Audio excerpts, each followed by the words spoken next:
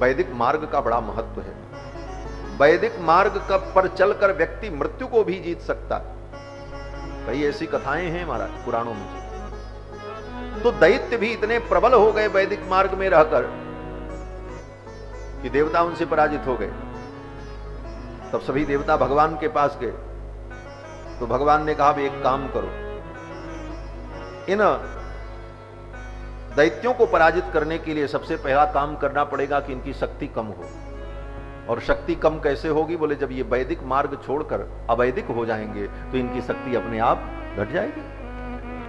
बोले, इनकी वेद में बड़ी निष्ठा है, ये विद्वान है, और इन वैदिक विद्वानों को इनके कर्म से कैसे च्युत किया जाए?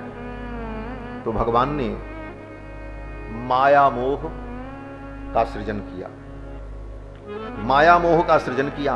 माया मोहेन ते दैत्या वेद मार्गात् अपाकृतः। माया मोह के द्वारा वे वेद मार्ग से अपाकृत हुए। पधारो महाराज। बोलो श्री सीता रामचंद्र भगवान की जय। दो बार भगवान नाम संकीर्तन करें। सीताराम राम राम सीताराम राम राम सीताराम राम राम सीताराम राम राम सीताराम राम राम सीताराम राम राम सीताराम राम राम सीताराम राम राम सीताराम राम राम सीताराम राम राम सीताराम राम राम सीताराम राम राम सीताराम राम राम सीताराम राम राम सीताराम राम राम सीताराम राम राम सीताराम राम राम सीताराम राम राम राजा राम राम राम राजा राम राम राम सीताराम राम राम सीताराम राम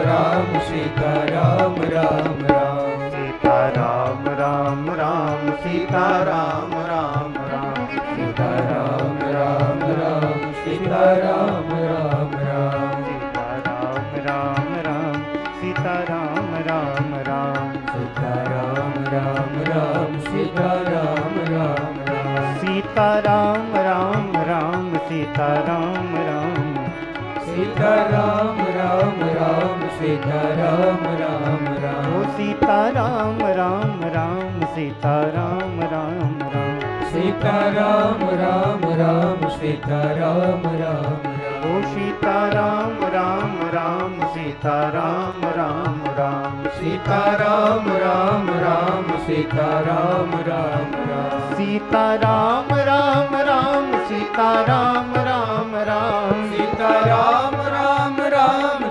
सीताराम राम राम सीताराम राम राम सीताराम राम राम सीताराम राम राम सीताराम राम राम सीताराम राम राम सीताराम राम राम राजा राम राम राम राजा राम राम राम सीताराम राम राम सीताराम राम राम सीताराम राम राम सीताराम राम राम सीताराम राम राम सीताराम राम राम सीताराम राम राम सीताराम राम राम श्री सीता रामचंद्र भगवान की जय। परम सौभाग्य का विषय कि हमारे मध्य में अयोध्या की महान विभूति, परम विद्वान और पुराण विद्या तो आपकी पारंपरिक संपत्ति है मानो, ऐसे हमारे श्री राम कथा कुंज के पूज्य महाराज श्री जगत गुरु श्री रामानंदाचार्य श्री रामानंदास जी महाराज, जो कि न्याय व्याकरण के प्रकांड पंडित हैं और शास्त्रों में भूरी परिश्रम किया है। आपने अद्भुत वाणी आपकी, ऐसे महापुरुष कृपा करके पधारे, हम लोग धन्य हुए और संत महापुरुष का दर्शन प्राप्त हो, यही कथा का आनंद है। बंधुओं, बैठे बैठे आप कहां जाकर के दर्शन करते? कथा में संत महात्मा पधारें, ऐसे महापुरुष पधारें तो बैठे बैठे आपको दर्शन हो। और जो आस्था चैनल के माध्यम से सुदूर तक इस कथा को सुन रहे हैं, उनको भी संतों का दर्शन यहीं से बैठे बैठे हो रहा और उनकी वाणी सुनने को मिले, ये तो और भी विशेष बात है। तो हम तो आपको सुना ही रहे हैं रोज, फिर सुनाएंगे अभी 2-3 दिन, तो 3 दिन अभी बचे ही। हमारे मध्य में पूज्य महाराज श्री पधारे हैं, परम विद्वान डॉक्टर श्री रामानंद दास जी महाराज। उनके चरणों में मैं निवेदन करूंगा कि पूज्य महाराज श्री अपना आशीर्वचन हम सबको प्रदान करें और हम लोग दत्तचित्त होकर महाराज श्री की वाणी को श्रवण करें, फिर शेष चर्चा आगे करेंगे। बोलो श्री सीतारामचंद्र भगवान की जय। श्री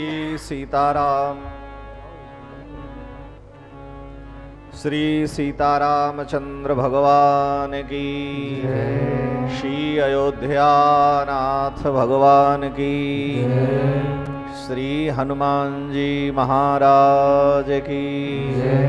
जय जय सीताराम। श्रीरामं रामानुजं सीतां भरतं भरतानुजं सुग्रीवं वायुसूनुं च प्रणमामि पुनः पुनः। सीतानाथ समारंभां श्रीरामानंदार्य मध्यमाम् अस्मदाचार्य पर्यन्तां वंदे गुरु परंपरां। परमादरणीय परम श्रद्धेय अनंत श्री विभूषित जगतगुरु रामानुजाचार्य पूज्य श्री स्वामी जी महाराज, श्री बड़ा भक्तमाल आश्रम के परमाध्यक्ष परम वंदनीय श्रद्धेय श्री महंत जी महाराज, श्री विजय राम भक्तमाल आश्रम के परमाध्यक्ष श्रद्धेय श्री महाराज जी, समागत समस्त पूज्य वंदनीय संत चरण, भगवत कथानुरागी सज्जनों, श्रद्धामयी देवियों, ये बड़े सौभाग्य की बात है कि इस दिव्य भक्तमाल के पावन प्रांगण में बैठ करके हम लोग अपनी मंगलमयी जो अपना जो जीवन है, जीवन का जो अमूल्य समय है, उसको सार्थक बनाने के लिए श्री विष्णु पुराण की मंगलमयी कथा को श्रवण कर रहे हैं। जैसा कि सर्वविदित है, भारत के कोने कोने में प्रायः जहाँ भी आप जाएंगे, बड़ा भक्तमाल की परंपरा का कोई न कोई संत आपको अवश्य ही मिलेगा। तात्पर्य कहने का है कि जिस महान विभूति ने, जिस महापुरुष ने अपनी सहजता से, अपनी सरलता से संतों में एक दिव्य स्थान बनाया था और उन्होंने श्री भक्तमाल जी के नाम से दिव्य आश्रम की प्रतिष्ठा करके जो एक वृक्ष लगाया था, आज वह वृक्ष इतना महान हो चुका है कि उसकी शाखाएं पूरे भारत में प्रसरित हैं। यहाँ तक कि देशों में विदेशों में भी उस महान वृक्ष की शाखाएं हैं और उसके पके हुए फल को पाने वाले लाखों उनके शिष्यगण हैं जो यहाँ दृष्टिगोचर हो रहे हैं। बहुत से लोग जो नहीं यहाँ उपस्थित हो पाए, वो लोग घर बैठे ही श्री भक्तमाल रूपी वृक्ष के फल का पान कर रहे हैं। लेकिन विलक्षणता ये है कि जिस वृक्ष को श्री बड़े महाराज जी ने लगाया था और जिसका दिव्य परिपाक जो फल है, जिसको हम आप लोग यहाँ पर बैठकर श्रवण कर रहे हैं, संत सेवा गौ सेवा आदि के माध्यम से देख रहे हैं, उस फल में जो दिव्य रस है, वास्तव में आज वह रस यह कहा जाए कि पूर्ण रूप से हमें तृप्त कर रहा है, तो उसमें महत्वपूर्ण भूमिका है उस रस को प्रस्तुत करने वाले महापुरुष की। और उन महापुरुषों में हमारे परम वंदनीय आदरणीय विद्वत वरेण्य जगत गुरु रामानुजाचार्य श्री स्वामी राघवाचार्य जी महाराज मंचासीन हैं, जिनकी वाणी के माध्यम से लाखों लोग अपनी पिपासा को शांत करते हैं। भारत के कोने कोने में अनेक दूरदर्शन के चैनलों के माध्यम से आपकी वाणी जिज्ञासुओं के अंतःकरण को सदा तृप्त करती रहती है। तो आपने उस दिव्य भक्तमाल रूपी वृक्ष में लगे हुए फल में ऐसी दिव्य मिठास डाल दी है, ऐसा माधुर्य डाल दिया है कि हम लोग तो नहीं आ पाते, लेकिन प्रतिदिन यह दास 1 घंटे 1.5 घंटे इस दिव्य पावन प्रसंग को अपनी मोबाइल में देखता रहता है। और हम लोग जल्दी, थोड़ा सा आदत खराब होती है, जो वक्ता होता हो जल्दी सुनता नहीं किसी की, लेकिन आप में जो जादू है, आपकी वाणी में जो रस है, और सबसे बड़ी बात यह है कि जो विशुद्ध वैदिक सनातन परंपरा है, उस वैदिक सनातन परंपरा का जो दिव्य उत्स है, आप उस फल में डालते हैं, जिससे उस फल में और भी अधिक मिठास आ जाती है। अरे भाई, दुनिया भर के फल थे, परीक्षित जी को लाखों लोग आकर के भागवतामृत पिला सकते थे, लेकिन सुखदेव के शुक चंचुओं से स्पृष्ट हो जाने के कारण फल में जो दिव्य मिठास आ गई, वैसा किसी ऋषि में वैसी सामर्थ्य नहीं थी। इसलिए कोई भी फल हो, उस फल में चोंच लगाने वाला कौन व्यक्ति है, किसकी वाणी से उस फल का स्पर्श हो रहा है, जिससे उसमें माधुर्य आवे। तो आज परम सौभाग्य की बात है कि विद्वत वरेण्य जगत गुरु जी श्री राघवाचार्य जी महाराज, जो दिव्य फल भक्तमाल का लगा हुआ विश्व के कोने कोने में है, आप अपनी वाणी के माध्यम से, आस्था चैनल के माध्यम से उसमें जो मिठास डाल रहे हैं, वास्तव में वह अपने में विलक्षण है। हम श्री चरणों में बारंबार वंदन करते हैं, नमन करते हैं, लेकिन इन सब के मूल में जो वृक्ष लगा, वृक्ष की बड़ी बड़ी शाखाएं हुई देश के कोने कोने में हैं, और उसके पके हुए फलों को लाखों भक्त तोड़ करके पा रहे हैं, पी रहे हैं, लेकिन अगर वृक्ष को जल ही न दिया जाए, वृक्ष में पानी ही न डाला जाए, तो सब काम बेकार हो जाएगा। बड़ा लंबा अंतराल रहा, लेकिन जब से परम वंदनीय श्री भक्तमाल के वर्तमान पीठाधीश्वर श्री महाराज जी आए, उन्होंने उस वृक्ष को ऐसा दिव्य जल दिया, उस वृक्ष को ऐसा सिंचित किया कि आज चारों ओर भारत में हर जगह श्री भक्तमाल को लोग जानने लगे हैं। संतों की तो बात ही अलग है, क्योंकि संतों का तो भक्तमाल से बड़ा संबंध रहा है, ये बड़ी भारी बात है। तो उस महापुरुष की विशेषता है जिसने उस वृक्ष को पूर्ण रूप से पुष्पित पल्लवित होने के लिए अपना तन मन धन दे करके उसको सिंचित किया है। तो श्री महाराज जी, जो श्री भक्तमाल आश्रम के वर्तमान पीठाधीश्वर श्री अवधेश दास जी महाराज हैं, मैं श्री चरणों में बारंबार वंदन करता हूं और ये प्रार्थना करता हूं कि यह वृक्ष इसी प्रकार से अपनी जो दिव्य माधुरी है उसको सबको देता रहे। फलों के जितने भी जिज्ञासु हैं, पाने वाले हैं, वो और भी अधिक संख्या में बढ़ें। दिन प्रतिदिन यह भक्तमाल रूपी वृक्ष और भी अधिक विशालतम होता जाए, ऐसी कामना है। श्री विष्णु पुराण की मंगलमयी कथा आप सुन रहे हैं। विष्णु पुराण की कथा अन्य पुराणों की अपेक्षा और भी विलक्षण है, क्योंकि सारे पुराणों की रचना तो व्यास जी ने किया, और व्यास जी के बाप श्री पराशर महर्षि ने विष्णु पुराण की रचना की है, जिसमें जो वैष्णवों का परम धन है, वैष्णवता के संपूर्ण जितने भी गुण हैं और लक्षण हैं, श्री विष्णु पुराण में विद्यमान हैं। भगवान सूर्य की उपासना संध्या गायत्री से लेकर के और जो भी ऐतिहासिक पक्ष है, प्रायः सभी विचारकों ने विष्णु पुराण को प्रमाण मान करके और उदाहरण दिया है। भगवान शंकराचार्य ने विष्णु सहस्त्रनाम के ऊपर जो अपनी व्याख्या लिखी, शंकर भाष्य लिखा, उसमें अनेक विष्णु पुराण के श्लोकों का उन्होंने नाम महाराज की व्याख्या में प्रयोग किया है।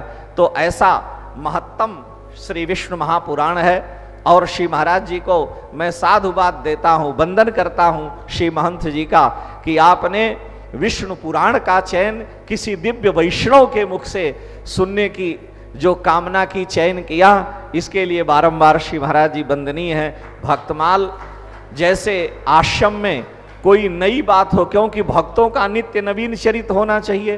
तो आपने रामायण सुना होगा, आपने श्रीमद् भागवत सुनी होगी, लेकिन मुझे लगता है कि विष्णु पुराण की कथा आस्था चैनल के माध्यम से किसी सुयोग्य और अधिकारी विद्वान के द्वारा श्रवण करने को मिले, ऐसा कम होता है। आजकल तो नाच गाना के अलावा और कुछ लोग चाहते ही नहीं हैं, इसलिए विद्वान विचारे करें क्या, उनकी मजबूरी है, क्योंकि श्रोता ही उस प्रकार के हैं।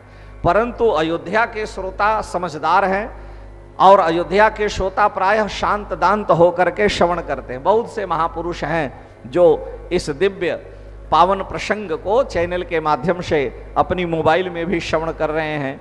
तो तो ऐसे समस्त महापुरुषों को अपनी दिव्य वाणी का रसपान कराने वाले श्री जगतगुरु जी महाराज, उनके सहयोगी और इस कार्यक्रम के मूल सूत्रधार वृक्ष में जो अपने प्रेम श्रद्धा समर्पण का जल डाल रहे हैं, ऐसे श्री महंत जी महाराज के चरणों में हम वंदन करते हैं और इन्हीं शब्दों के साथ अपनी वाणी को विराम। जगतगुरु जी भगवान के चरणों में बारंबार प्रणाम। जय श्री राम। बोलो श्री सीता रामचंद्र भगवान की जय। पूज्य महाराज श्री ने सार संक्षेप सब कुछ आपको बता दिया।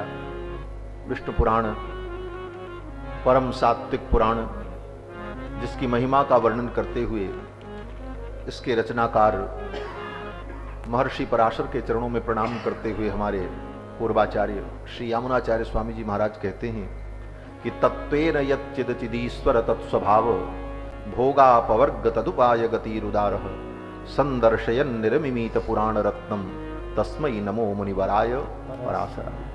ये पुराण रत्न है महाराज। बंधुओं, मैं निवेदन कर रहा था कि दैत्य जब वैदिक धर्म का पालन करते हुए बड़े प्रबल हो गए, देवता उनसे पराजित होने लगे, तो देवताओं ने भगवान से प्रार्थना की, क्या करें, कोई उपाय करो प्रभु, ये बड़े प्रबल हो रहे हैं। तो भगवान ने कहा कि अब मैं अपने द्वारा एक माया मोह को प्रकट करता हूं। ये माया मोह इनको मोहित करके इनके वैदिक मार्ग से इनको च्युत कर देगा, तो इनकी शक्ति स्वतः क्षीण हो जाएगी। और भगवान ने अपने संकल्प से एक पुरुष को प्रकट किया जिसका नाम माया मोह। उसका रूप कैसा था? बोले ततो दिगंबरो मुंडो बहिर्पिच्छधरो द्विज। ततो दिगंबरो मुंडो बहिर्पिच्छधरो द्विज। मुंडी, सिर मुड़ाए, और दिगंबर, शरीर पर कोई वस्त्र नहीं, मोर पंख का गुच्छा हाथ में लिए, माया मोहो सुरान लक्षण इदम वचनम अब्रवीत। वो माया मोह उत्पन्न हुआ और उस माया मोह को भगवान ने भेजा। भगवान की माया ही, माया मोह का वो दिव्य विलक्षण रूप प्रकट हुआ और वो माया मोह वहां पहुंचा जहां पर राक्षस लोग तप कर रहे थे, नर्मदा नदी के तट पर। मैत्रेय दृशे गत्वा नर्मदा तीर संस्कृतान। नर्मदा नदी के तट पर उन दैत्यों को तप करते हुए देखा और उस माया मोह ने कहा, हे दैत्यपतयो ब्रूत यदर्थम तप्यते तपः। ऐ दैत्यपति, हे दैत्यों, किस लिए तप कर रहे हो? तुम्हारे तप का उद्देश्य क्या है? ऐहिकम वाथ पार्थ्यम तपसः फलमिच्छत। ऐहिक सुख के लिए अथवा परलोक सुख के लिए क्या चाहते हो? किस लिए तप कर रहे हो? तो उन दैत्यों ने कहा कि हम परलोक के सुख की प्राप्ति के लिए तप कर रहे हैं वैदिक मार्ग के अनुसार। तो माया मोह ने अपने वाग जाल के द्वारा, बागाडंबर के द्वारा उन दैत्यों को भ्रमित कर दिया। उसने कहा कि इसके करने से कुछ नहीं होगा, मैं जो कहता हूं ये परम धर्म है, इसको मानो और इसी प्रकार मुंडी हो जाओ, नग्न हो जाओ और मोर पिच्छ धारण करो और मेरे मार्ग पर चलो, तब तुमको मोक्ष भी मिलेगा, सुख भी मिलेगा, सब कुछ मिलेगा। और उस माया मोह के द्वारा वे दैत्य भ्रमित कर दिए गए और दैत्यों ने अपने वैदिक मार्ग को छोड़कर उनका अनुगमन किया। वही नग्न आगे चल करके अरहत कहलाए, क्योंकि नग्न ने कहा, उस माया मोह ने कहा कि मैं जो धर्म बता रहा हूं इसका तुम स्वागत करो। अर्हतैतम महाधर्मम माया मोहेन ते यतः। माया मोह ने कहा कि मैं जो धर्म बता रहा हूं इसे तुम स्वीकार करो, इसका तुम आदर करो। तो माया मोह के द्वारा बताए गए धर्म का उन्होंने आदर किया, उसे स्वीकार किया, इसीलिए वो अरहत कहलाए। और उन्होंने वैदिक धर्म का त्याग कर दिया। श्री पराशर जी महाराज कहते हैं कि वैदिक धर्म का त्याग करने के कारण ही वो नग्न कहलाए, वही नग्न है। क्यों? बोले ऋक यजुः साम अथर्व ये चारों वेद ही वस्त्रभूत हैं, और इस वस्त्र से जो रहित है, जिसके जीवन में वैदिक आचरण नहीं, जो वेद के पथ पर नहीं चलता, वैदिक मार्ग का अनुसरण नहीं करता, वो नग्न है। और ऐसे अवैदिक नग्न माया मोह से ग्रस्त है। इन सब विषयों का वर्णन श्री पराशर महर्षि ने मैत्रेय जी को सुनाया। इसके बाद सूर्य वंश का वर्णन करते हुए अनेक राजाओं के चरित्र को सुनाया, और इसी क्रम में संक्षेप में भगवान श्री राम के चरित्र का वर्णन श्री मैत्रेय जी महाराज ने, पराशर महर्षि ने मैत्रेय जी को सुनाया। सूर्य वंश का वर्णन करते हुए अनेक पवित्र राजाओं के चरित्र का वर्णन किया, और फिर इसी वंश में उत्पन्न होने वाले महाराज खट्वांग का वर्णन किया। महाराज खट्वांग बड़े धर्मात्मा, श्री सुखदेव जी महाराज ने भी इनकी चर्चा भागवत में की कि मुहूर्तात् सर्वमुत्सृज्य गतवान अभयम पदम। एक मुहूर्त में ही सब कुछ त्याग करके महाराज खट्वांग ने परम पद को, भगवत धाम को प्राप्त कर लिया। महाराज खट्वांग बड़े धर्मात्मा, परम भक्त, और इन्होंने परम पद की प्राप्ति के लिए ही संकल्प किया। यहां पर जो लिखते हैं कि यथा न ब्राह्मणेभ्यः सकाशात् आत्मापि मे प्रियतरो। महाराज खट्वांग कहते हैं कि अपनी आत्मा से ज्यादा मैंने ब्राह्मणों के चरणों में अगर प्रेम किया है, और मैंने अपने स्वधर्म का कभी उल्लंघन न किया हो, स्वधर्मोल्लंघनम मया कदाचित अपि अनुष्ठितम न च सकल देव मानुष पशु पक्षी वृक्षादिकेषु अच्युत व्यतिरेकवती दृष्टिर ममाभूत। महाराज खट्वांग कहते हैं कि अपनी आत्मा से भी ज्यादा ब्राह्मणों के चरणों में मैंने स्नेह किया, उन्हें आदर दिया, उनका सम्मान किया, और कभी भी मैंने अपने स्वधर्म का त्याग न किया हो। और सर्वत्र यत् किंचित पदार्थ में पशु पक्षी देवतिरियंग स्थावर जड़ समस्त वस्तुओं में मैंने भगवत बुद्धि रखी हो, मेरी भगवत दृष्टि हो, तो इस कारण से मुझे परमात्मा के चरणों की प्राप्ति हो, मुझे परम गति की प्राप्ति हो, ऐसा संकल्प किया, और उन्हें परम गति की प्राप्ति हो। ये पंक्ति क्या कहती है? ये पंक्ति यही कहती है कि परम गति प्राप्त करना है तो स्वधर्म का पालन करो। अभी प्रसंग आया था, वर्णाश्रमाचारवता पुरुषेण परः पुमान्। वर्णाश्रम धर्म का पालन करते हुए ही भगवान की भक्ति सफल होती है, और वही उत्तम भक्ति। महाराज खट्वांग भी कहते, मैंने स्वधर्म का पालन किया हो तो मुझे भगवान के चरणों की प्राप्ति हो जाए। लेकिन स्वधर्म का ज्ञान होगा कैसे? बोले स्वधर्म का ज्ञान प्राप्त करने के लिए ब्राह्मणों के प्रति श्रद्धा होगी, क्योंकि ब्राह्मणों के द्वारा ही धर्म का ज्ञान मिलेगा, ब्राह्मण ही धर्मोपदेष्टा है। तो ब्राह्मणों के चरणों में भक्ति होगी तभी स्वधर्म का तुम्हें बोध होगा, और जब स्वधर्म का बोध होगा तभी स्वधर्म पालन होगा, और तब उस स्वधर्म पालन से भगवान प्रसन्न होंगे। स्वकर्मणा तमभ्यर्च भगवान कहते हैं। तो अपने कर्म के द्वारा, स्वधर्म के द्वारा हम भगवान की आराधना तभी कर पाएंगे जब ब्राह्मणों के मुख से हम अपने स्वधर्म को श्रवण करेंगे। और ये श्रवण बुद्धि कब होगी? बोले जब उनके चरणों में हमारी श्रद्धा होगी, तभी उनके द्वारा बताया गया ज्ञान हमारे हृदय में उतरेगा। श्रद्धावान लभते ज्ञानम। इसलिए भगवान भी कहते हैं कि मेरी भक्ति प्राप्त करने का विधान यही है कि प्रथम ही विप्रचरण अति प्रीति, निज निज धर्म निरत श्रुति नीकी, कही कर फल पुनि विषय विरागा, तब मम चरण उपज अनुराग। रथमहि विप्र चरण अति प्रीति, रथमहि विप्र चरण अति प्रीति, निज निज कर्म निरत श्रुतनी के, निज निज कर्म निरत श्रुतनी के, तेहि कर फल पुनि विषय विरागा, तेहि कर फल पुनि विषय विरागा, तब मम चरण उपजे अनुरागा, तब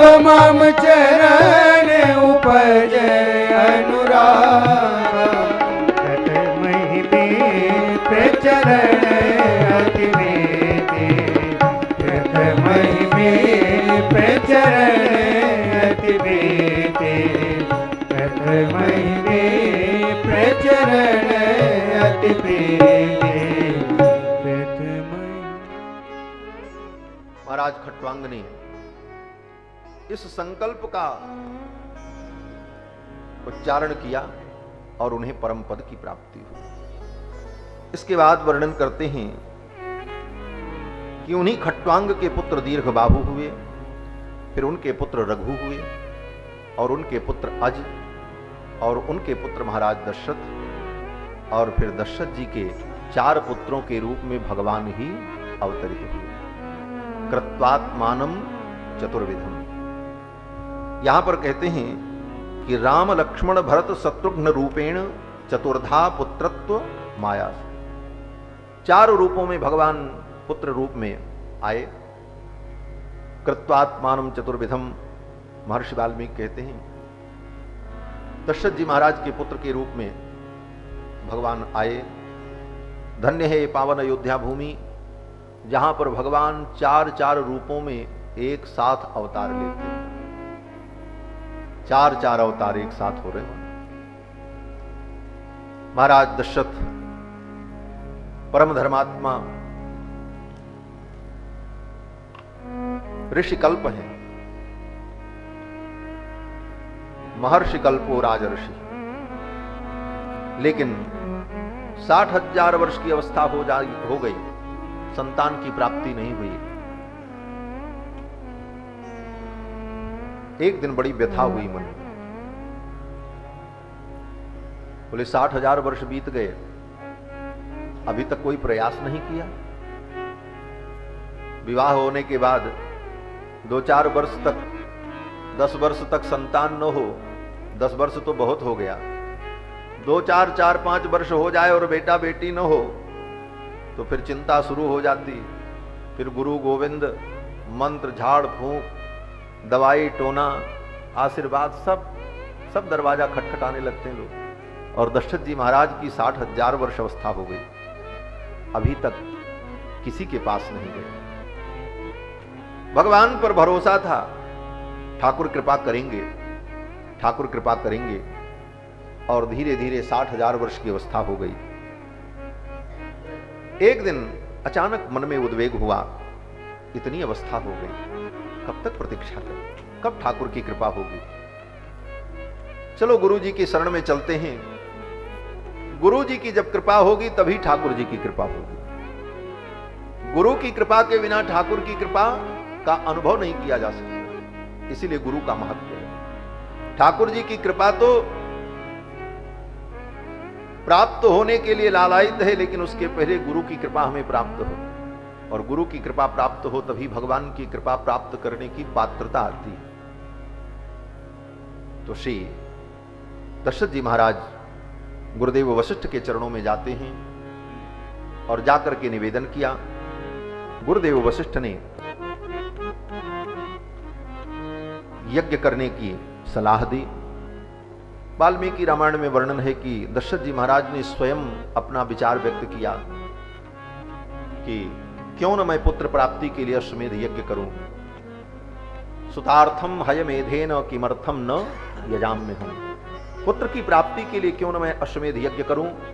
अपने मंत्रियों के मध्य में, आचार्यों के मध्य में, अपनी सभा में ही चर्चा की और फिर सब ने अनुमोदन किया, सुमंत्र जी ने भी अनुमोदन किया और सुंदर कथा सुनाई कि भगवान सनत कुमार ने कहा था कि जब महाराज के मन में पुत्र प्राप्ति की कामना होगी और अश्वमेध यज्ञ करने की इच्छा होगी तो समझ लेना पुत्र प्राप्ति का समय आ गया है। इसलिए हे राजन, आपके मन में कामना इसीलिए उत्पन्न हुई, ये भावना आई और आप यज्ञ करो। फिर तो दशरथ जी महाराज ने गुरुदेव वशिष्ठ से निवेदन किया कि आपके मार्गदर्शन में यज्ञ संपन्न हो, जिससे किसी प्रकार की कोई कमी न हो, क्योंकि यज्ञ में कमी हो जाती है, किसी विधान का लोप हो जाता है, कर्म वैगुण्य हो जाता है, तो कर्म का फल नष्ट हो जाता है। तो दशरथ जी महाराज ने कहा कि छिद्रम ही मृगयन्ते स्म विद्वांसो ब्रह्म राक्षसाः। ये ब्रह्म राक्षस बड़े विद्वान होते हैं और ये छिद्र ढूंढते रहते हैं, कमियां ढूंढते रहते हैं। यज्ञ में कोई कमी हो जाए तो यज्ञ के फल को ग्रहण कर लेते हैं, यज्ञ के फल को स्वयं नष्ट कर देते हैं। छिद्रम ही मृगयन्ते स्म विद्वांसो ब्रह्म राक्षसाः विधिहीनस्य यज्ञस्य सद्यः कर्ता विनश्यति। विधि से हीन यज्ञ होने पर कर्ता का विनाश हो जाता है। इसलिए वैदिक क्रियाकलाप में शास्त्रोक्त जो दिशा निर्देश है उससे समझौता नहीं करना चाहिए। लोग कहते हैं महाराज हम भाव से कर रहे हैं, बोले वहां तुम्हारा भाव नहीं लगेगा, वहां तो विधि का महत्व होता है, विधि का महत्व होता है, उस विधि से करोगे तभी फल होगा, वहां भाव नहीं चलेगा। भक्ति में, भगवान की उपासना में भाव का महत्व है, लेकिन कर्मकांड में तो कर्म का महत्व है, विधि का महत्व। वो कर्म आपको वैसे ही करना है जैसा लिखा है। उसमें न्यूनातिरिक्त होने पर दोनों में दोष होता है। कम करो तब भी दोष और अतिरिक्त हो जाए तब भी दोष। न्यूनातिरिक्त दोष परिहार करना पड़ता है। और श्रौत कर्मों में तो, अस्मार्थ कर्मों में तो काम भी चल जाता है। यज्ञ में कोई कमी हो जाए तो चलो उसको दोबारा फिर वहीं ठीक कर लेते हैं। जैसे आहुति करते रहे, आहुति करते समय कोई मंत्र छूट गया, कोई विधि भूल गई, तो चलो पीछे से फिर उसको शुरू कर दिया, फिर सही हो गया।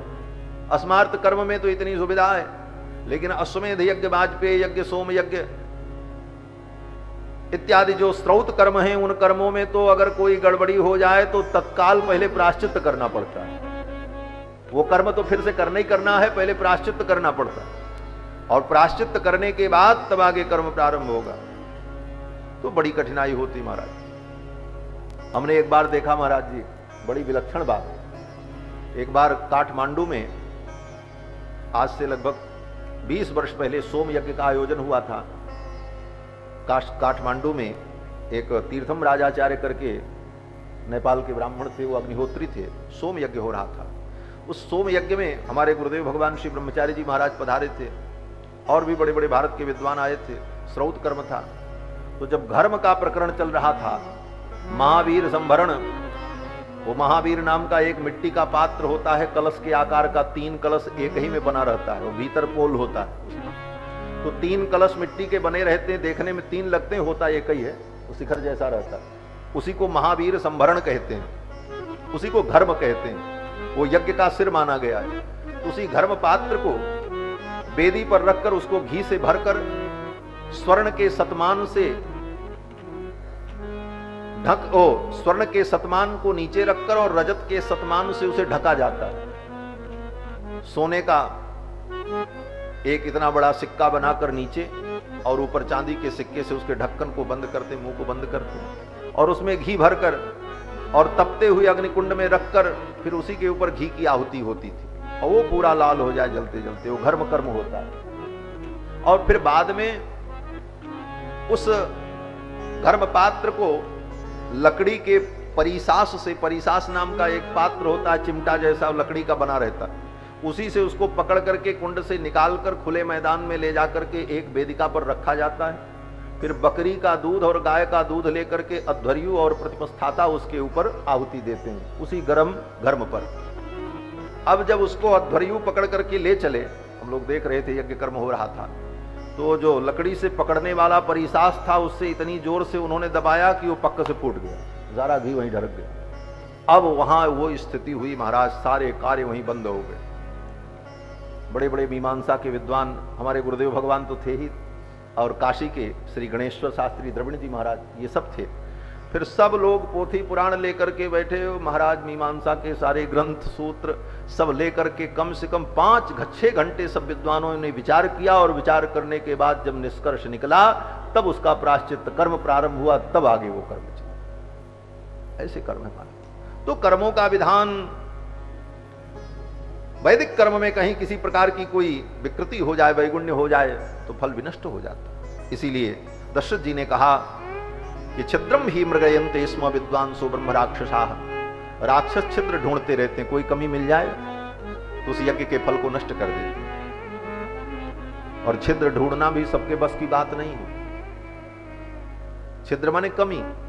कमी कौन ढूंढ सकता है? बोले जो जानकार होगा वही कमी बता पाएगा। इसलिए विद्वान को कहते हैं दोषज्ञ। विद्वान का एक नाम ही दोषज्ञ होता है। विद्वान विपश्चित दोषज्ञ।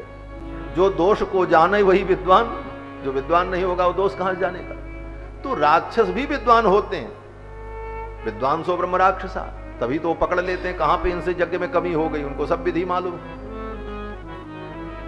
लेकिन उसकी कमी देखकर उसका उपहास करें और उसका अनादर करें, इसलिए विद्वान होना ठीक नहीं। विद्वान होकर दूसरे की कमी को हम देखकर उसे सुधार दें, उसकी कमी को दूर कर दें, तब तो वो विद्वान विद्वान है, वो विद्वान वंदनीय है।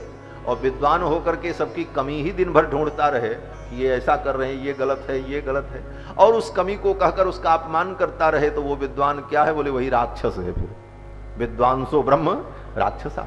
विद्वान होने के बाद भी सरसता नहीं आई। हमारे ब्रह्मचारी गुरु जी कहते हैं महाराज जी कि सरस का उल्टा सरस ही होता है, लेकिन साक्षर का उल्टा राक्षस होता है। साक्षर होकर के व्यक्ति अगर सरस नहीं हुआ तो वो राक्षस ही हो जाता है महाराज। तो विद्वांसो ब्रह्म राक्षसा। दशरथ जी महाराज ने कहा कि यज्ञ में किसी प्रकार की कोई कमी न हो, आपके दिशा निर्देश में यज्ञ हो।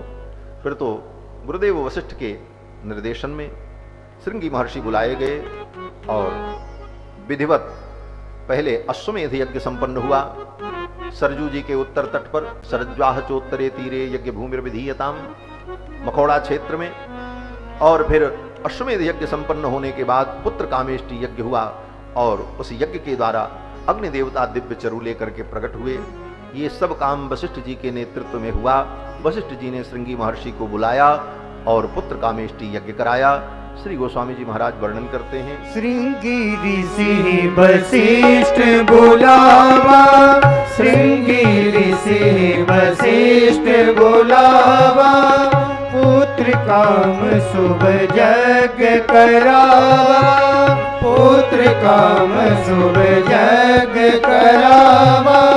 भगति सहित मुनि आहुति दीने, भगति सहित मुनि आहुति दीने, प्रगटे अग्नि चरु कर लीने, प्रगटे अग्नि चरु कर लीने।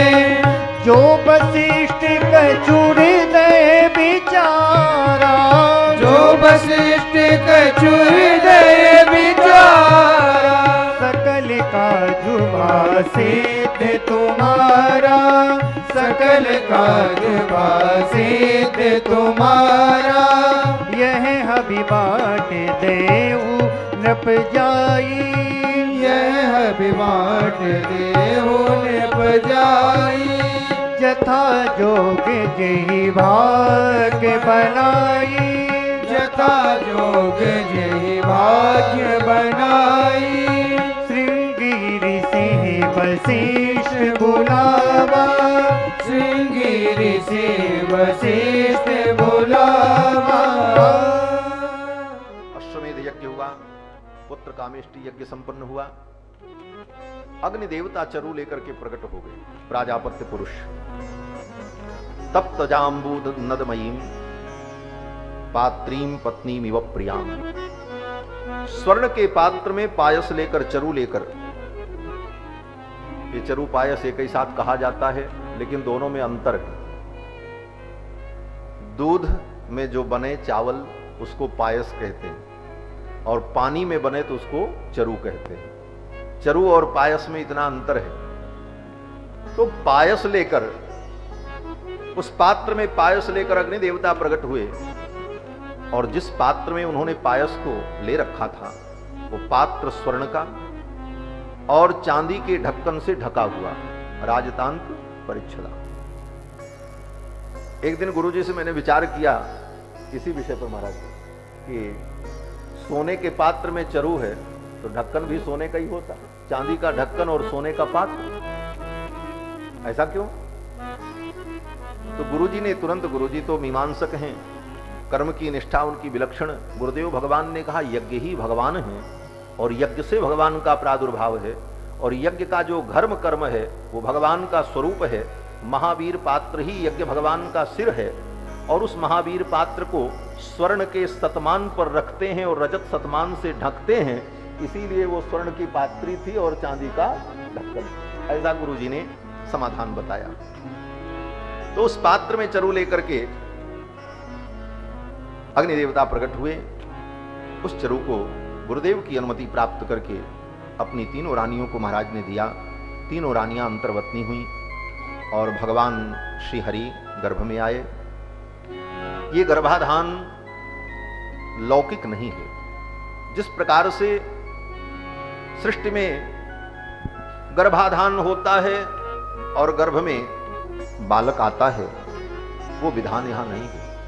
ये दिव्य गर्भाधान, क्योंकि दिव्य परमात्मा की उत्पत्ति में, उनके प्राकट्य में कारण और नियम सब दिव्य है, क्योंकि भगवान का सब कुछ दिव्य ही होता है।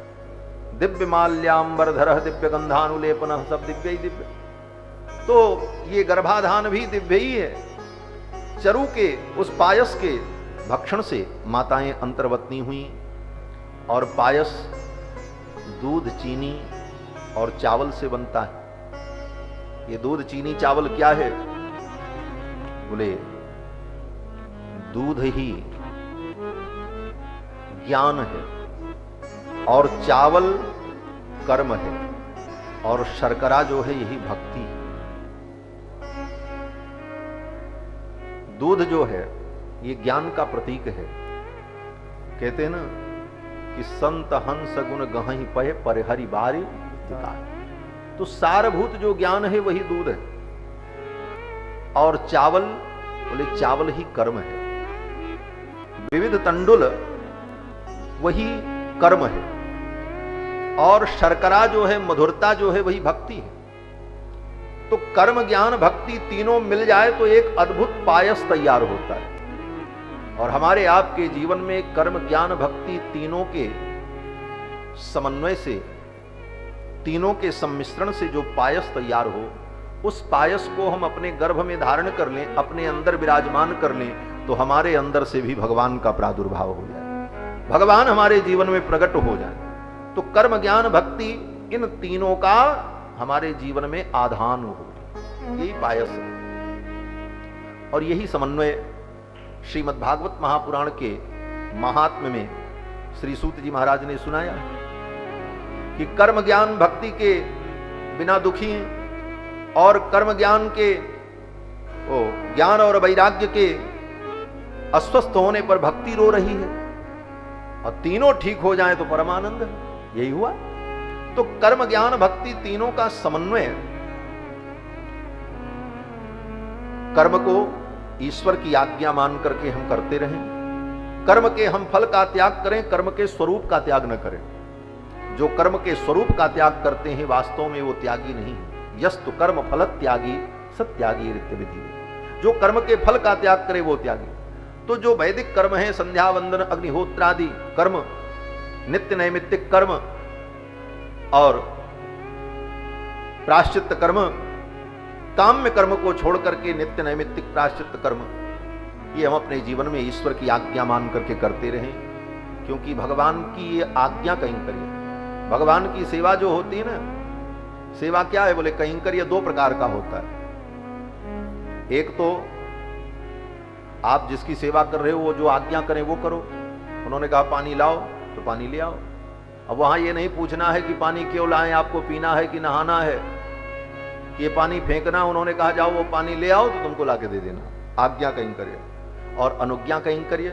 बोले बिना कहे आपको जो श्रद्धा बन पड़े उनके लिए सुंदर मिष्ठान्न भोजन फल जो कुछ लाओ। समय मिल गया तो जाकर के चरण दबाओ, सेवा करो। समय निकाल करके उनके वस्त्र को धुल दो अपनी इच्छा से, बिना कहे कर दो। ये अनुज्ञा कहीं करिए।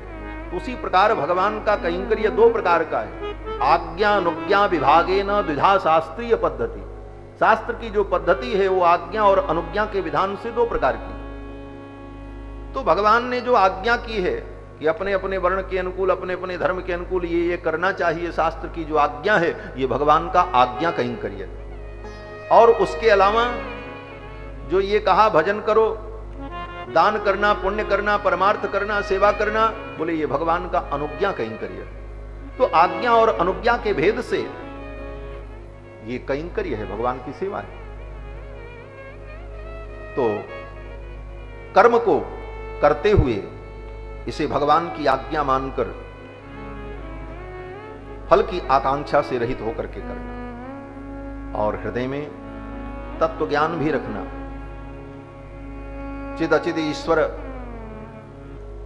तीनों तत्वों का ठीक ठीक परिज्ञान भी हो हमारे जीवन में। भोक्ता भोग्यम प्रेरितारंच मत्वा, जो श्रुति ने कहा। और इसके साथ साथ भगवान के चरणों में प्रेम और समर्पण, शरणागति, यही भक्ति, भक्ति का परिपाक है। इस प्रकार कर्म ज्ञान भक्ति का समन्वय यही पायस है। और ऐसा पायस हमारे जीवन में, हमारी बुद्धि में निर्मित हो जाए, हमारे मन में प्रतिष्ठित हो जाए, तो हमारे अंदर हृदय में भगवान का साक्षात्कार हो जाए। ये तो इसका आध्यात्मिक अर्थ है। इधर ठाकुर जी महाराज गर्भ में पधारे, पायस ग्रहण करने से माताएं अंतर्वतनी हुई और भगवान जब गर्भ में आए उसी दिन से चारों तरफ मंगल ही मंगल हो गया। क्यों बोले मंगल के भवन जब आ गए, मंगल के भी जो मंगल हैं, पवित्राणाम पवित्रम यो मंगलानाम च मंगलम, मंगल के भी मंगल भगवान हैं। भगवान गर्भ में आए तो सर्वत्र मंगल ही मंगल हुआ। जा दिन ते हरि गर्भ ही आए, सकल लोक सुख संपत्ति छाए। और धीरे धीरे समय बीत गया, भगवान के प्रकट होने का समय आया। कितना समय बीत गया बोले 11 महीना बीत गया, 12वां महीना लग गया। ततश्च द्वादशे मासे, महर्षि वाल्मीकि कहते हैं 12वां महीना आ गया। ऋतु नाम षट समत्ययुः, 6 ऋतुएं बीत गई सुखपूर्वक। और चैत्र का महीना, 9वीं तिथि, मंगलवार दिन, पुनर्वसु नक्षत्र, सब ग्रह गोचर अनुकूल हो गए। श्री गोस्वामी पाद कहते हैं जोग लगन ग्रह बार तिथ सकल भये अनुकूल। सब कुछ अनुकूल हो गया और ठाकुर जी के प्रकट होने का समय आया। देवता लोग आए, स्तुति करके चले गए। सुर समूह विनती करी पहुंचे निज निज धाम, जग निवास प्रभु प्रगटे। ठाकुर प्रकट होते हैं मां कौशल्या के सामने प्रसूतिकागार में। भगवान शंख चक्र गदा पद्म धारण किए हुए चतुर्भुज रूप में प्रकट हो गए। भय प्रकट कृपाला दीन दयाला कौशल्या। भगवान प्रकट हुए, मां को कथा सुनाई, कही कथा सुहाई मात बुझाई। सब कुछ सुना दिया और सुनाया नहीं महाराज, बुझा दिया, समझा भी दिया। और माता जी को सब ज्ञान भी हो गया। इसके बाद भगवान मुस्कुराने लगे। भगवान ने सोचा इनको सब ज्ञान ही बना रहेगा तो ये हमको बेटा कैसे मानेंगी, फिर लीला कैसे होगी। तो भगवान मुस्कुराए और भगवान का मुस्कुराना ही तो भगवान की लीला का मूल है, माया है। हासो जनोन्माद करीच माया। ठाकुर जी मुस्कुराए, मां की बुद्धि डोल गई और फिर मैया ने शिशु रूप में भगवान का अनुभव किया। भगवान बालक बन गए और बालक बनकर के भगवान रुदन करने लगे। सुनि बचन सुजाना रोदन ठाना हुए बालक सुरभूपा। भगवान रोने लगे और भक्त लोग गाने लगे। क्यों बोले भगवान बालक बनकर के रोए, इस चरित्र को जो गाएगा वो संसार सागर से तर जाएगा। यह चरित जे गावहि हरि पद पावहि ते न परई भव गोपा। यही चरित जे गावै हरि पद पावै ते न परई भव गोपा। प्रकट कृपाला दीन दयाला कौशल्या हितकारी। हर्षित महतारी मुनि मनहारी अद्भुत रूप निहारी। लोचन अभिरामा तन घन श्यामा निज आयुध भुज चारि। भूषण वन माला नयन विशाला शोभा सिंधु खरारी। कहीं दुई कर जोरी स्तुति तोरी कहीं विधि करऊ अनंता। माया गुण ज्ञाना गीत अमाना वेद पुराण भनता। करुणा सुख सागर सब गुण आगर गावै श्रुति संता। सोम हित लागी जन अनुरागी भयउ प्रकट सिरि कंता। ब्रह्मांड निकाया निर्मित माया रोम रोम प्रतिभेद कर। मम कुल शोभासी यह उपहासी सुनत धीर मति थिर नर। उपजा जब ज्ञाना प्रभु मुस्काना चरित बहुत विधि कीन चर।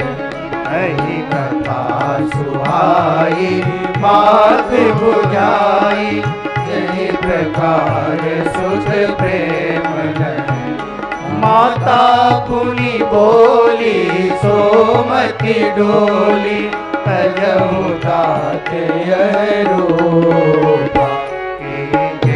शिशु लीला अति प्रिय शीला यह सुख परम अनूपा। सुनि वचन सुजाना रोदन ठाना हुई बालक सुर भूपा। यह चरित जगावै हरि पद पावै ते न परई भव गोपा। हाँ ते न परई भव गोपा। हाँ ते न परई भव गोपा। विप्र धैनु सुर संतहित लीन मनुज अवतार। निज इच्छा निर्मित तनु माया गुण गोपाल। सियावर रामचंद्र जी की जय उमापति महादेव जी की जय। बोलो भाई सब संतन की जय। जय जय सीताराम। भगवान प्रकट हुए। श्री गोस्वामी पाद कहते हैं कि विप्रधेन सुर संत हितलीन मनुज अवतार। किसी ने कहा महाराज इन चार के लिए ही भगवान अवतार लेते हैं, विप्रधेन सुर संत, बाकी के लिए अवतार भगवान का नहीं। बोले इन चार की रक्षा के लिए भगवान अवतरित होते हैं, विप्रधेन सुर संत हित। क्यों? बोले इन चार की रक्षा होगी तो सारे समाज की, सबकी रक्षा होगी। क्यों? बोले सभी प्राणियों को क्या चाहिए? ले मनुष्य जीवन में आकर हमको चार पुरुषार्थ प्राप्त करना है, धर्म अर्थ काम मोक्ष। और इन चार पुरुषार्थों को प्राप्त करने का साधन क्या है? बोले साधन रहेगा तभी तो साध्य की सिद्धि होगी। तो धर्म अर्थ काम मोक्ष रूपी चार पुरुषार्थ को प्राप्त करने के चार साधन हैं। कौन? बोले विप्रधेन सुर संत। धर्म रूपी पुरुषार्थ का साधन विप्र है। ब्राह्मण नहीं होगा तो धर्म का उपदेश कौन करे? धर्म कौन बताएगा? विप्र रहेंगे तभी धर्म का बोध होगा। धर्म रूपी पुरुषार्थ को हम प्राप्त करेंगे। और दूसरा पुरुषार्थ अर्थ, उसका हेतु क्या है? बोले धेनु, गाय। गाय से ही अर्थ की सिद्धि। गोभिर्न तुल्यम धनमस्ति किंचित। बृहस्पति स्मृति में कहते हैं कि गाय के समान दुनिया में कोई धन ही नहीं है। सबसे बड़ा धन गोधन है। इसीलिए जब धन का नाम लिया तो गोधन, गजधन, बाजधन, सबसे पहले गोधन का नाम। गाय धन सबसे बड़ा। और जहां गाय रहती है वहीं संपन्नता होती है। रावण जैसे राक्षस ने इस बात को स्वीकार किया, विद्यते गोसु संपन्न, वाल्मीकि रामायण। रावण कहता है जहां गऊ की सेवा होती, जहां गाय रहती, वहां संपन्नता होती। विद्यते ज्ञाति तो भयम।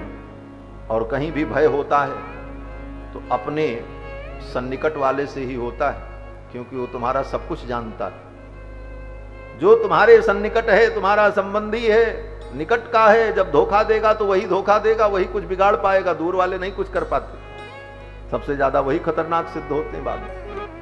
इसलिए रावण ने नीति बताई है। रावण कहता है कि जब भी कभी भय होता है तो अपने ज्ञाति बंधुओं से ही होता है। और कहीं संपन्नता है तो गऊ के कारण, जहां गाय होती वहीं संपन्नता। विद्यते स्त्रीषु चापल्यम। और स्त्रियों में चपलता सहज होती है। और विद्यते ब्राह्मणे तपः। और ब्राह्मण में तप स्वाभाविक होता है। तो रावण जैसे व्यक्ति ने गाय की महिमा का वर्णन किया कि गाय परम धन है, गाय जहां होती वहीं संपन्नता होती। गाय के गोबर में ही तो लक्ष्मी का निवास है। गाय का गोबर जहां गिरे वहीं श्री, वहीं लक्ष्मी। और गाय से संपन्नता। तो कहते हैं अर्थ का मूल क्या है? बोले गो सेवा और गाय के प्रति श्रद्धा, गोपालन। और हमारे ऋषि मुनियों का तो परम धन गाय ही सब कुछ, गाय से ही सब कुछ होता। महर्षि वशिष्ठ को देखो, उनका सब काम गाय से ही होता था। चाहे लाख आदमी आ जाएं, 1000 आदमी आ जाएं, सब की सेवा गाय कर देती थी। नंदिनी से ही सब कुछ प्रकट हो जाता था। दिव्य वस्तुओं को प्रकट करती। कहीं न बैंक में पैसा रखने की जरूरत पड़े, न सामान संचय करने की जरूरत। गाय को रखा और गाय ने ही सब काम किया। विश्वामित्र जी सोचने लगे हमारा तो कोष खजाना बेकार है, गाय कितनी अच्छी।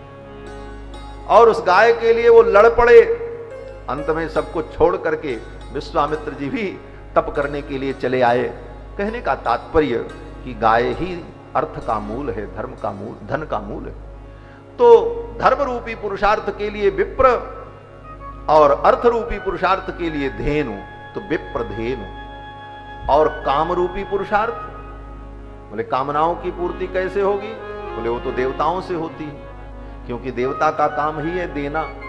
ददाति इति देवता, जो देता है उसी का नाम देवता है। और गीता में भगवान कहते भी हैं तुम जब देवता को दोगे तब देवता तुमको देंगे। परस्परम भावयन्तः। हम यज्ञ यागादि के द्वारा देवताओं को आहुति देकर उन्हें भावित करते हैं, फिर वो हमारी कामनाओं को पूर्ण करते हैं। तो कामनाओं के मूल, कामनाओं की पूर्ति करने वाले सुर। तो विप्रधेन सुर, धर्म, अर्थ, काम। और चौथा पुरुषार्थ मोक्ष। और मोक्ष पुरुषार्थ को देने वाले कौन है? बोले संत। संत के चरणों में जाने पर, भगवत भक्तों के चरणों में जाने पर, उनका आश्रय लेने पर ही मोक्ष की प्राप्ति है। मोक्ष का मार्ग तो संतों के चरणों में मिलता है। सत्संगति संस्कृति कर अंता। तो संतों के चरण में जाकर के ही मोक्ष का उपदेश प्राप्त होता है। तो धर्म, अर्थ, काम, मोक्ष, ये चारों पुरुषार्थ मनुष्य अपने जीवन में प्राप्त करें। तो जब ये चार साधन रहेंगे, विप्रधेन सुर संत, तभी प्राणियों को धर्म, अर्थ, काम, मोक्ष की प्राप्ति होगी। इसीलिए इन चार की रक्षा के लिए भगवान अवतरित होते हैं। विप्रधेन सुर संत हित लीन मनुज अवतार। और निज इच्छा निर्मित तनु। किसी के साप से और किसी के वरदान से भगवान का अवतार नहीं होता।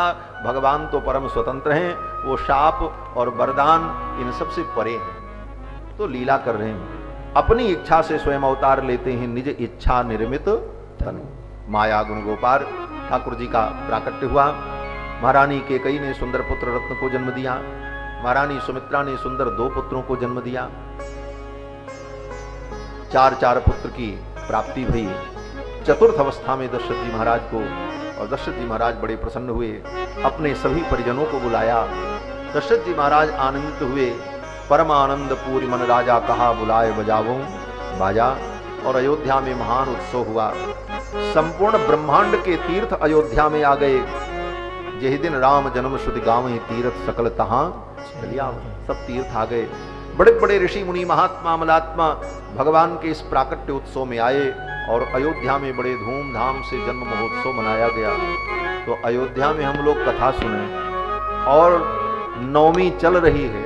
वो नवमी कल थी और रामनवमी का अनुभव न करें तो फिर कथा का मतलब क्या है। इसलिए ठाकुर जी के जन्म महोत्सव का आनंद लें। अयोध्या वासियों ने सब ने बड़े धूमधाम से राम जी का जन्म महोत्सव मनाया और सब ने बधाई गाई। हम लोग भी बधाई का आनंद लें और फिर ठाकुर जी की आरती होगी और उसके पूर्व हमारे पूज्य महाराज श्री अवधेश दास जी महाराज का उद्बोधन भी होगा। घर घर आनंद छायो अयोध्या नगरी में, घर घर आनंद छायो अयोध्या नगरी में, घर घर आनंद छायो अयोध्या नगरी में, घर घर आनंद छायो अयोध्या नगरी में, नगरी में हाँ नगरी में, नगरी में हाँ नगरी में, घर घर आनंद छायो अयोध्या नगरी में, घर घर आनंद छायो अयोध्या नगरी में, घर घर आनंद छायो अयोध्या नगरी में, घर घर आनंद छायो अयोध्या नगरी में।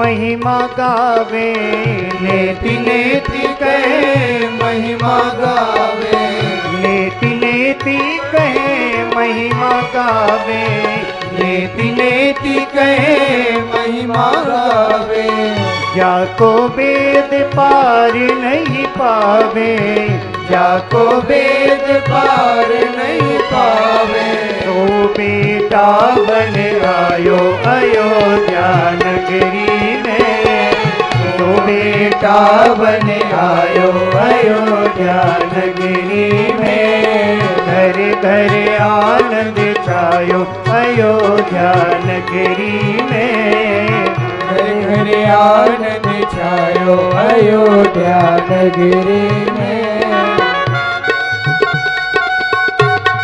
बधाई हो।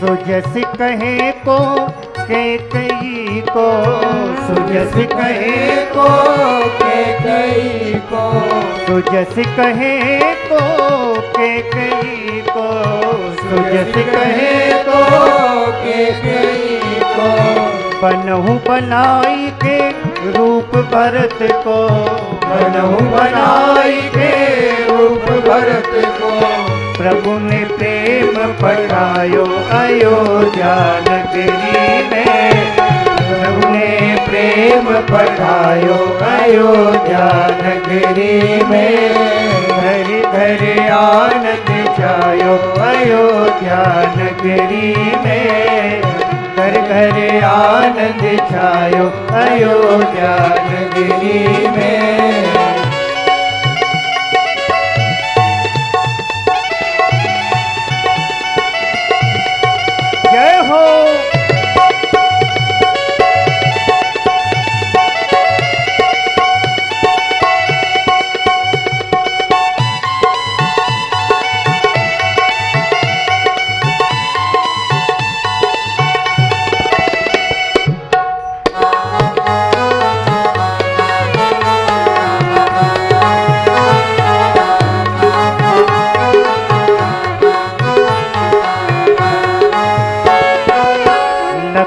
शत्रुघ्न नक सिखली के, लखन शत्रुघ्न नख सिखली के, लखन शत्रुघ्न नख सिखली के, लखन शत्रुघ्न नख सिखली के, है सुत मात सुमित्रा जी के, है सुत मात सुमित्रा जी के, सुमित्रा जी के, सुमित्रा जी के, सुमित्रा जी के, सुमित्रा जी के, है सुत मात सुमित्रा जी के, है सुत मात सुमित्रा जी के, सुमिरन देख लजायो अयोध्या नगरी में, सुमिरन देख लजायो अयोध्या नगरी में, घर घर आनंद छायो अयोध्या नगरी में, घर घर आनंद छायो। बधाई हो।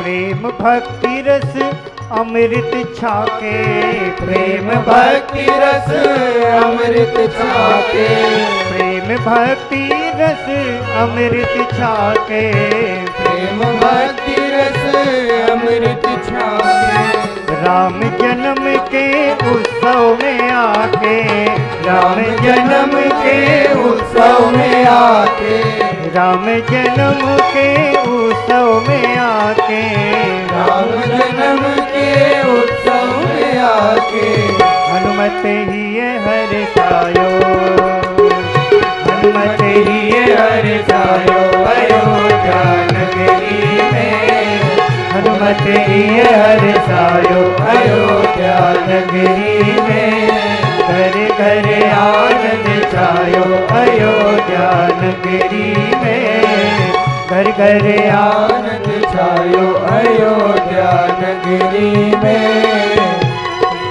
घर घर आनंद छायो अयोध्या नगरी में, घर घर आनंद छायो अयोध्या नगरी में, घर घर आनंद छायो अयोध्या नगरी में, नगरी में हाँ नगरी में, नगरी में हाँ नगरी में, अरे घर घर आनंद छायो अयोध्या नगरी में, घर घर आनंद छायो अयोध्या नगरी में, अयोध्या नगरी में, अयोध्या नगरी में, अयोध्या नगरी में।